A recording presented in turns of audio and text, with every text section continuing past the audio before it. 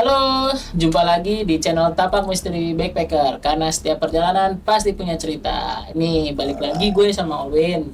Vol 2 berarti ini ya? Part 2. Oh, part 2. Karena Alwin mau membagikan cerita lagi soal pengalamannya kali ini sama teman-teman ya. Iya. Sebelumnya kan sama keluarga, sekarang dia sama teman-temannya masih di villa, tapi villanya Beda tempat. Beda tempat. Gimana ceritanya? Yang penasaran? Silakan, Min. Silakan. Oke. Jadi pada saat itu lagi ada acara kampus. Ini ceritanya after party acara lah. After party Gitu. acara. Jadi semua panitia ini kita surplus. Tahun berapa tuh, Min? 2020. 2020 ya? 2020, Oh, baru ya? baru. Surplus lah nih. Weh, dapat tuh 8 juta kan, Mas. Mana ini surplus duit nih? Kepake gua. cuma 1 juta. Wah. Akhirnya berujung kita pengen 3 hari 2 malam villa puncak intinya. Siap. Macam dah. Gak ada ke yang aneh-aneh dari proses persiapannya segala macam, gak ada yang aneh-aneh. Nyampe ke puncak pertama, hari pertama kita datang, gak ada, hening, nyaman, comfy villanya segala macam gitu. Di daerah mana? Kalau waduh, Apa atas lagi? kalau udah Taman Safari masuk Cisarua ya? Iya, Cisarua. Iya, jalan Cisarua. Oh, daerah Cisarua. Udah, gak macam. Dan feel-nya tuh benar-benar nyaman aja sih Mas pada saat itu. Nah, akhirnya yang namanya kita anak kuliah lah ya, ada duit segitu, masa ya nggak ada minuman kebahagiaan lah. Glory of sound-nya tuh blub Ya, gitu. ya, oke. Sampai akhirnya malam itu di hari hari pertama. pertama. Masih hari pertama. Dari pertama kita minum segala macam, itu kita nggak diganggu sebenarnya, tapi cuma ada suara-suara. Jadi villa kita itu kan di dekat rumah-rumah warga sebenarnya, tapi halamannya itu gede Mas. Jadi ke rumah warga tuh kalau misalnya warga teriak-teriakan apa, kita nggak kedengeran karena kita gede juga lahannya. Di kaca kita itu yang dekat dapur lah, itu ada yang kretak kayak kuku digini gimana sih? Oh, Kretak-kretak. gini. Nah, ya gitu. Iya. Yang sadar tuh gua sama ada teman gua Gusti namanya. Pasti. Nyong, itu apa Nyong? Tahu Nyong. Coba cek ke depan yuk. Takutnya ada yang iseng atau gimana, karena namanya villa kita nggak tahu gitu Iya. kan. Gua keluar lah muter tuh sama Gusti. Gak ngeliat apa-apa. Ketika gue masuk dari dapur, itu gue ngeliat tangan yang masuk gini, kretak. Masih di kaca? Masih di kaca. Tangan doang. Tangan doang tapi kukunya panjang banget. Kretak. Nyong, deh ke depannya anak-anak. Udah clear dari itu, cuman itu doang gangguannya. Hari kedua ini final. Malam terakhir tuh ya? Iya, malam terakhir. Pagi bangun segala macam, si teteh yang jaga villa gitu sama si AA-nya nyamper.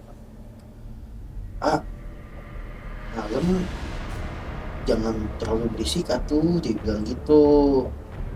Takut ngeganggu warga memangnya, gue bilang gitu kan. Enggak, takut ngeganggu. Wes jangan wes. Udah, dia jangan berisik gitu. Jangan terlalu gede-gede kalau masang lagu segala macam gitu. Ngomongin ke gue dan gue nggak menginformasikan ke teman-teman gue salahnya. Dah kita masak apa segala macam, makan, berenang ini. Datang nih gerombolan yang baru datang, bisanya nyusul. Datang, malam lah nih kita bakar-bakaran segala macam, itu masih nyaman. Kelar bakar-bakaran kita masuk nih di ruang tengah. Jadi nih pintu utama nih Mas. Buka pintu utama. Itu ada sebelah kirinya tuh tangga letter U. Letter U-nya tapi 2 kali. Oh iya, gitu. Ya. Muter gitulah. Di tangga itu ada selipan kaca panjang.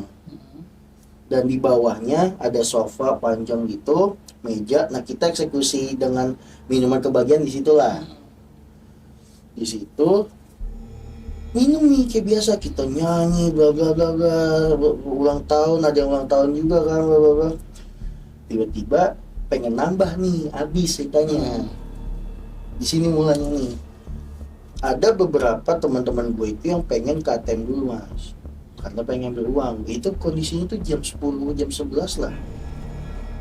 Ya udah, gue ngambil duit lu deh segini segala macam, sekalian aja gue yang belanja, dia bilang kayak gitu. Oh yaudah, kita kasih duitnya segala macam. Singkat ceritanya dia pulang lah, langsung balik ke villa. Tek, temennya ada nama temen gue lah, kita bisa bilangnya si Z lah. Iya. Z ini ngomong sama gue, Ben, tadi di jalan cewek ini ngomongnya sompral.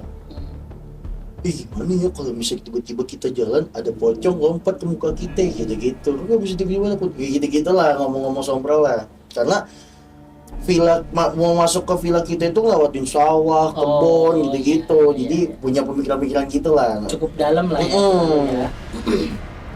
Terus gua udah mulai naik tuh Mas pada saat itu karena saking banyak minum kebagian itu kan.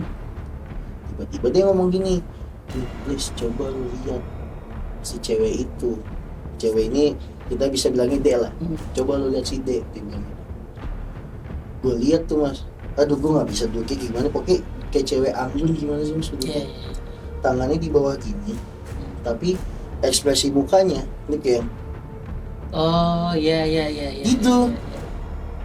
Gue bilang, itu si D kenapa? Itu dari jalan tuh dia ngomong gitu ketika gue belanja, dia udah nggak ngomong apa-apa Win. Ketika beli minuman, jadi dia sempat beli minuman Jadi, kebagian itu dulu. Jadi gini, pas jalan berangkat itu dia ngoceh tuh. Ngoceh sompral. Terus habis itu dia beli minum segala macam, pas balik lagi ke atas dia diam aja tuh. Udah diem, nggak ada omongan sama sekali, pegangannya tapi katanya pegangannya tuh di pinggang dan kenceng banget katanya. Itu doang yang dia rasa.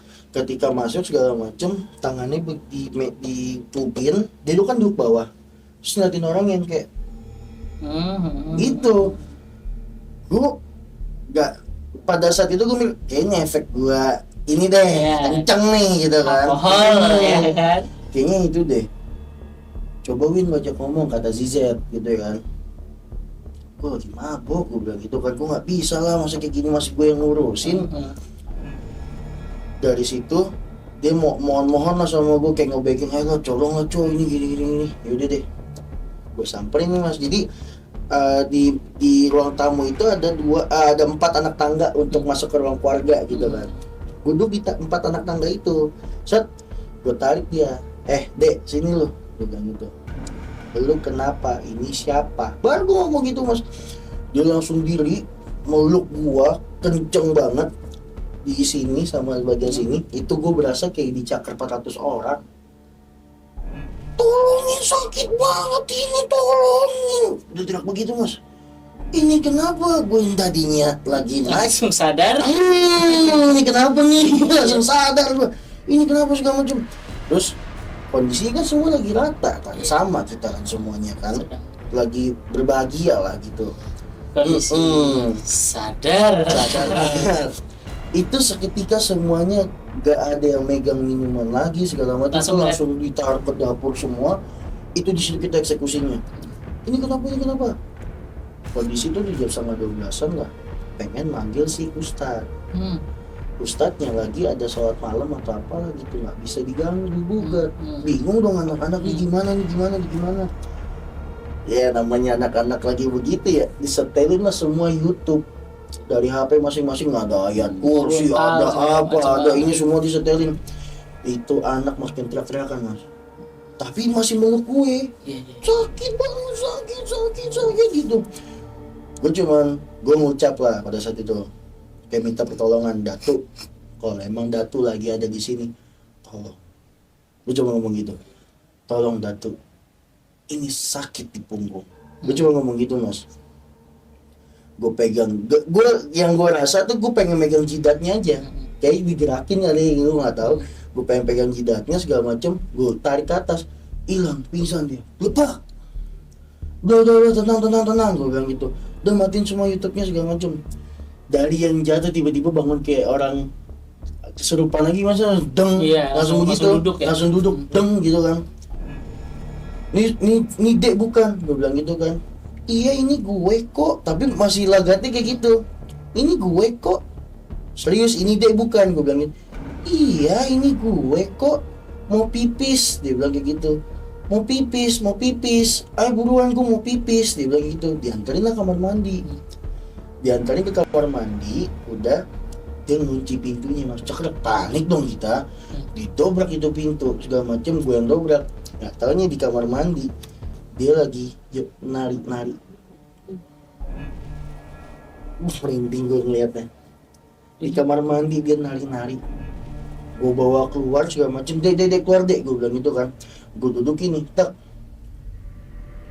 lu inget gak gue siapa? Gue bilang kayak gitu. Dia ingat kok, dia bilang kayak gitu. Siapa gue?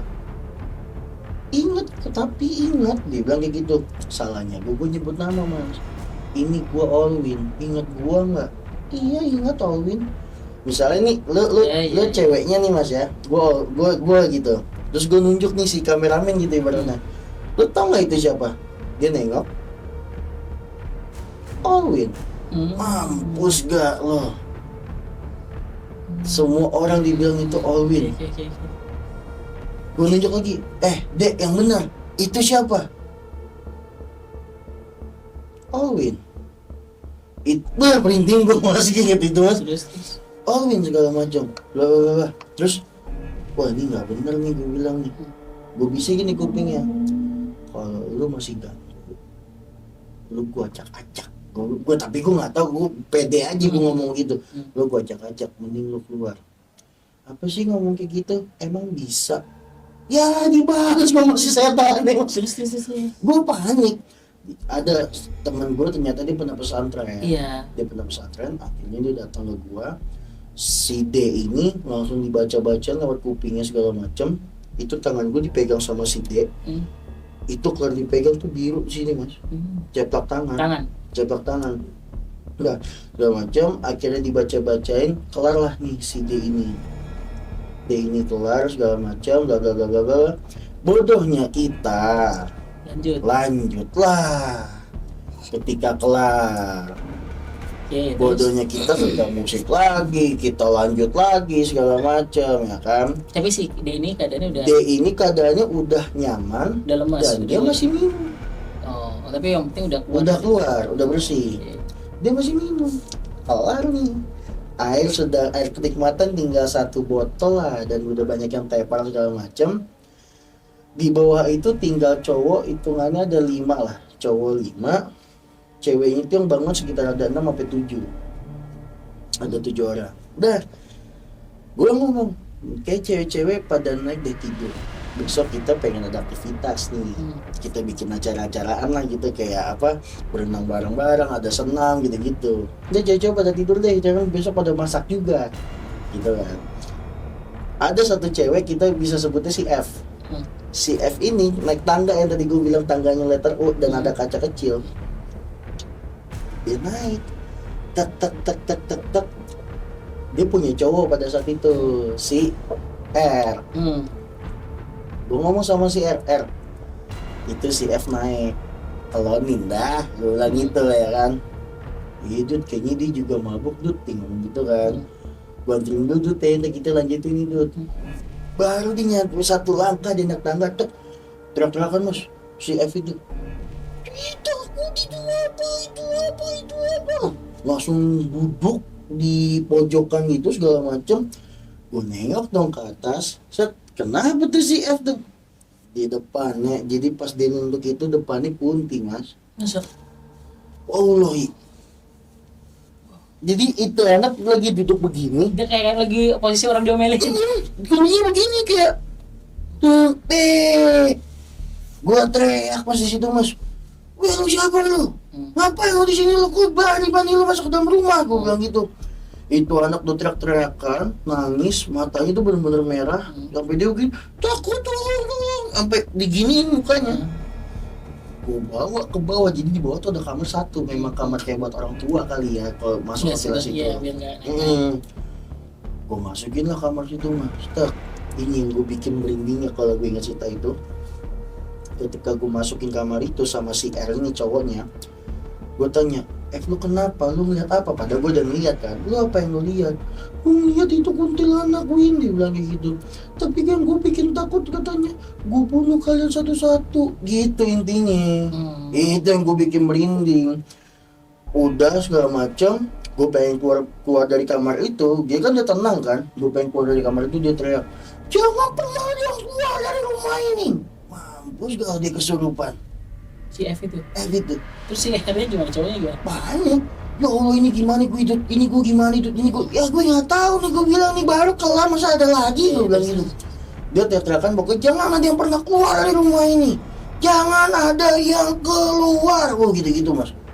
Bilang nih apa nih ya kan, set lagi jatuh masuk ke gue, katanya si R ini ngeliat gua kunci pintu cekrek, itu gue udah nggak sadar ya, gue kunci pintu cekrek, tiba-tiba gue ketawa nyamperin ini, gue dari cerita si Rido ya, gue nggak nyadar ini segala macam, ketemu sama si F ini, tangannya gue tarik katanya segala macam, lepas.